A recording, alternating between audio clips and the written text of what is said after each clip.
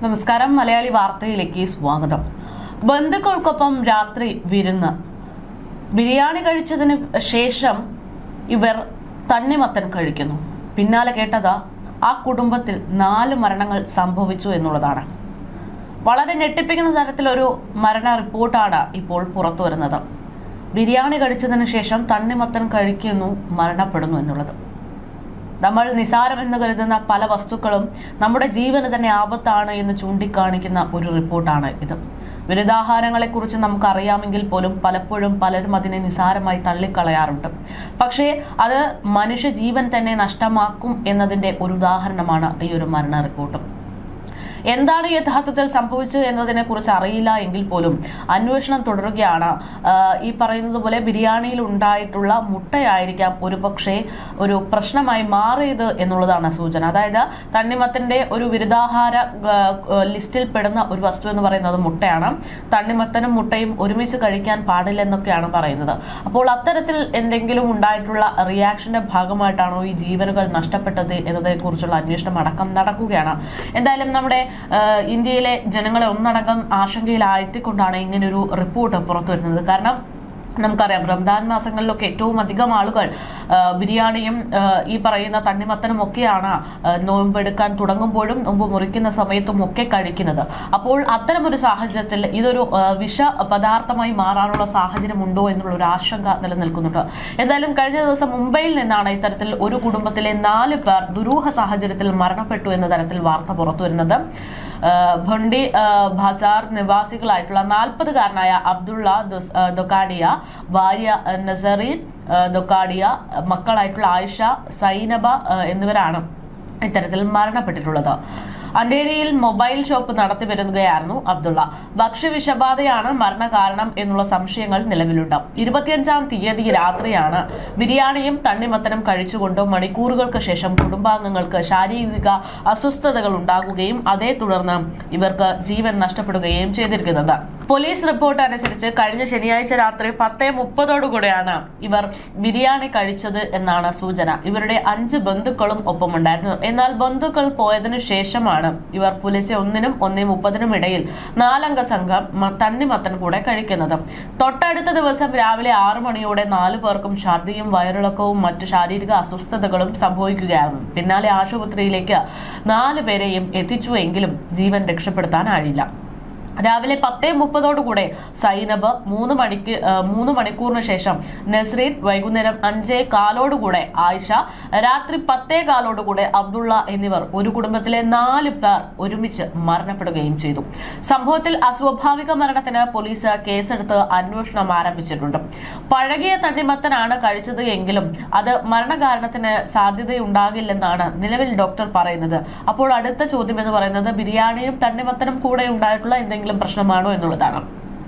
4 പേരുടെയും പോസ്റ്റ്മോർട്ടം നടത്തി ശാസ്ത്രീയ പരിശോധനയ്ക്ക് ശേഷമേ മരണകാരണം എന്താണ് എന്നതിനെ കുറിച്ച് കൃത്യമായ ഒരു വ്യക്തത നൽകാൻ സാധിക്കൂ എന്നാണ് നിലവിൽ പോലീസും പറയുന്നത്. മരണത്തിന് പിന്നിൽ മറ്റെന്തെങ്കിലും കാരണങ്ങൾ ഉണ്ടോ എന്നതടക്കമുള്ള അന്വേഷണത്തിലാണ് പോലീസ്. സംഭവ ദിവസം വിരുന്നിനെത്തിയിട്ടുള്ള ബന്ധുക്കളെയും മറ്റ് ആളുകളെയും ഒക്കെ വിശദമായുള്ള ചോദ്യം ചെയ്യലിലേക്ക് പോലീസ് കടക്കുന്നുണ്ട്. ഇതോടുകൂടെ ചിക്കനും തണ്ണിമത്തനും വിരുദ്ധാഹാരമാണോ എന്നതടക്കമുള്ള ചോദ്യങ്ങളും ഉയരുന്നു. നിലവിലുള്ള പഠനങ്ങൾ പ്രകാരം തണ്ണിമത്തൻ കഴിക്കുമ്പോൾ ചില ഭക്ഷണ പദാർത്ഥങ്ങൾ ഒഴിവാക്കുന്നത് ദഹന സംബന്ധമായിട്ടുള്ള ആരോഗ്യ പ്രശ്നങ്ങൾ തടയുന്നതിനുള്ള സഹായമായി മാറും എന്നുള്ള റിപ്പോർട്ടുകൾ പുറത്തു വന്നിട്ടുണ്ട്. തണ്ണിമത്തന്റെ കൂടെയോ തൊട്ടു പിന്നാലെയോ കഴിക്കാൻ പാടില്ലാത്ത അത്തരം വസ്തുക്കളിൽ ചിലത് താഴെ പറയുന്നതാണ്. അതായത് ഒന്നാമത്തേത് പാലാണ്. പാൽ തണ്ണിമത്തനുമായിട്ട് ചേർത്ത് കഴിക്കുന്നത് ഒഴിവാക്കുന്നതാണ് ഏറ്റവും ഉത്തമം. തണ്ണിമത്തനിൽ അടങ്ങിയിരിക്കുന്ന സിട്രിക് ആസിഡ് പാലുമായി ചേരുമ്പോൾ പാല് പിരിയാനും അത് വയറുവേദന, ദഹനക്കേട് അല്ലെങ്കിൽ ഗ്യാസ് തുടങ്ങിയിട്ടുള്ള പ്രശ്നങ്ങൾക്ക് കാരണമാകാനും വഴിയൊരുക്കും. രണ്ടാമത്തേത് വെള്ളമാണ്. തണ്ണിമത്തൻ കഴിച്ച ഉടനെ വെള്ളം കുടിക്കുന്നത് അത്ര നല്ലതല്ല. തണ്ണിമത്തനിൽ ഇതിനകം തന്നെ ഏകദേശം 92% വെള്ളം അടങ്ങിയിട്ടുണ്ട്. അതിനുശേഷം വീണ്ടും വെള്ളം കുടിക്കുന്നത് ദഹനരസങ്ങളുടെ വീര്യം കുറയ്ക്കാനും ദഹന പ്രക്രിയ സാവധാനത്തിലാക്കാനും ഇടയാക്കുമെന്നാണ് പഠനങ്ങൾ ചൂണ്ടിക്കാണിക്കുന്നത്. മൂന്നാമത്തേത് മുട്ടയാണ്. തണ്ണിമത്തനിൽ ധാരാളം നാരുകളും വെള്ളവും അടങ്ങിയിട്ടുണ്ട്. എന്നാൽ മുട്ടയിലെ പ്രോട്ടീൻ കൂടുതലാണ്. ഇവ രണ്ടും ഒരേ സമയം ദഹിപ്പിക്കാൻ പ്രയാസമായതിനാൽ വയറിൽ അസ്വസ്ഥതയുണ്ടാകാൻ സാധ്യതയുണ്ട് എന്നാണ് റിപ്പോർട്ടുകൾ. പിന്നെയുള്ളത് ഉപ്പ് വറുത്ത ഭക്ഷണങ്ങൾ എന്നിവയൊക്കെയാണ്. തണ്ണിമത്തൻ കഴിച്ച ഉടനെ ഉപ്പ് കൂടിയ ഭക്ഷണങ്ങളോ വറുത്ത വിഭവങ്ങളോ കഴിക്കുന്നത് ഒഴിവാക്കുക. ഇത് ശരീരത്തിൽ നീർക്കെട്ടുണ്ടാക്കാൻ കാരണമായേക്കുമെന്നാണ് പറയുന്നത്. ഇനി പ്രധാനമായിട്ടും ശ്രദ്ധിക്കേണ്ട കാര്യങ്ങൾ എന്ന് പറയുന്നത്, തണ്ണിമത്തൻ കഴിച്ചതിന് ശേഷം കുറഞ്ഞത് 30 മുതൽ 45 മിനിറ്റ് വരെ കഴിഞ്ഞ് മാത്രമേ മറ്റു ഭക്ഷണ പദാർത്ഥങ്ങൾ കഴിക്കാൻ പാടുള്ളൂ. അതാണ് ഏറ്റവും ഉചിതം എന്നുള്ളതാണ്. രാത്രി വൈകി തണ്ണിമത്തൻ കഴിക്കുന്നത് ഒഴിവാക്കുന്നതാണ് നല്ലത്. കാരണം ഇത് ദഹനത്തിന് തടസ്സമുണ്ടാക്കുകയും രാത്രിയിൽ കൂടെ മൂത്രമൊഴിക്കാൻ പ്രേരിപ്പിക്കുകയും ചെയ്തേക്കും.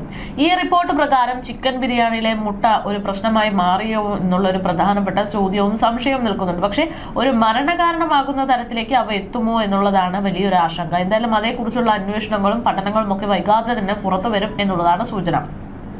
എന്തായാലും ഇതേ പറ്റിയുള്ള അന്വേഷണങ്ങൾ ഇപ്പോൾ ശക്തമാകുമ്പോൾ ഈ വിരുദ്ധാഹാരങ്ങളെ കുറിച്ചുള്ള പ്രശ്നങ്ങളും ഈ ഭക്ഷണം കഴിച്ച് ജീവൻ നഷ്ടപ്പെടുന്ന കാര്യങ്ങളും ഒക്കെ വളരെ ആശങ്കയിലാണ് ജനങ്ങൾ കേൾക്കുന്നത്. നമ്മൾ കഴിക്കുന്ന ഭക്ഷണ രീതി അതൊക്കെ ഏറെ സസൂക്ഷ്മം നിരീക്ഷിക്കേണ്ടുന്ന, ജാഗ്രത പുലർത്തേണ്ടുന്ന ഒന്നാണ് എന്ന് വ്യക്തമാക്കുന്ന തരത്തിലാണ് ഇത്തരം വാർത്തകൾ പുറത്തു വരുന്നത്. കഴിഞ്ഞ ദിവസം തന്നെ നമ്മുടെ കേരളത്തിൽ നിന്ന്, തിരുവനന്തപുരത്ത് നിന്ന് വിഴിഞ്ഞം ഹോട്ടലുമായി ബന്ധപ്പെട്ട് അത്തരത്തിലൊരു വാർത്ത പുറത്തു വന്നിരുന്നു. വളരെ ഞെട്ടിപ്പിക്കുന്ന തരത്തിലാണ് ആ വാർത്ത നമ്മളൊക്കെ തന്നെ കേട്ടത്. വിഴിഞ്ഞത്ത് ഹോട്ടലിൽ നിന്ന് ഭക്ഷണം കഴിച്ചതിനെ തുടർന്ന് 2 പേർ മരണപ്പെട്ടു എന്നുള്ള തരത്തിലായിരുന്നു ആദ്യം റിപ്പോർട്ടുകൾ പുറത്തു വന്നത്. സംഭവത്തിന്റെ രാസ പരിശോധനാ റിപ്പോർട്ട് പുറത്തു വന്നപ്പോൾ പ്രതീക്ഷിച്ചതിനപ്പുറത്തേക്കായിരുന്നു കാര്യങ്ങൾ. ഭക്ഷണത്തിൽ നിന്നുള്ള വിഷബാധയല്ല മരണകാരണം എന്ന് റിപ്പോർട്ടിൽ പറയുമ്പോഴും മറ്റൊരു പ്രധാനപ്പെട്ട ഒരു വിഷയം അവിടെ കിടപ്പുണ്ടായിരുന്നു. മരണകാരണം മെറൈൻ ടോക്സിക് ആണ് എന്നായിരുന്നു നിഗമനം. ഫെബ്രുവരി 16-നാണ് കേസിന് ആസ്പദമായിട്ടുള്ള സംഭവം നടക്കുന്നത്. വിഴിഞ്ഞത്തെ ഹോട്ടലിൽ നിന്ന് ഭക്ഷണം കഴിച്ച കൊല്ലം സ്വദേശികൾ മരിച്ചതിനെ തുടർന്ന് വിശദമായ പരിശോധനകൾ നടത്തുകയായിരുന്നു. കൊല്ലം ചടയമംഗലം നിലമേൽ സ്വദേശികളായ ഷാജി, ഭാര്യ മാതാവ് റാഷിദ ബീവി എന്നിവരാണ് ഇത്തരത്തിൽ മരണപ്പെട്ടത്. വിഴിഞ്ഞം മുഹിയുദ്ദീൻ പള്ളിക്ക് സമീപത്ത് പ്രവർത്തിച്ചിരുന്ന അസ്മാഗ് ഹോട്ടലിൽ വച്ചായിരുന്നു ഇവർ ഭക്ഷണം കഴിച്ചത്. ഹോട്ടലിൽ നിന്നിറങ്ങിയ ഉടനെ കടുത്ത ഛർദിയും മറ്റ് ശാരീരിക അസ്വസ്ഥതകളും അനുഭവപ്പെട്ടതിനെ തുടർന്ന് ആശുപത്രിയിലേക്ക് ഇരുവരെയും എത്തിക്കുകയായിരുന്നു. ഭക്ഷ്യവിഷബാധയാണ് മരണത്തിന് കാരണം എന്നതായിരുന്നു പ്രാഥമിക നിഗമനം. എന്നാൽ പോസ്റ്റ്മോർട്ടം റിപ്പോർട്ടിൽ ഭക്ഷ്യവിഷബാധയ്ക്ക് കാരണമായ ബാക്ടീരിയയുടെ സാന്നിധ്യം കണ്ടെത്താൻ സാധിച്ചിരുന്നില്ല. ഇവർ ഭക്ഷണം കഴിച്ച അസ്മാക് ഹോട്ടലിൽ നിന്നും പഴകിയ ഭക്ഷണ സാധനങ്ങളും കണ്ടെത്തിയിട്ടില്ല. ഹോട്ടലിൽ നിന്ന് തുറന്ന് പ്രവർത്തിക്കാൻ അനുമതി ഇതോടുകൂടെ ലഭിച്ചു. സംഭവത്തിൽ വിശദമായ അന്വേഷണം നടത്തുന്നുവെന്നാണ് പോലീസ് വ്യക്തമാക്കിയത്. ഹോട്ടലിൽ നിന്നും കുടുംബത്തിലെ എല്ലാവരും മീൻമുട്ട കഴിച്ചു എന്നാണ് ഇതിൽ പ്രധാനമായിട്ടും പുറത്തുവരുന്ന സൂചനകൾ.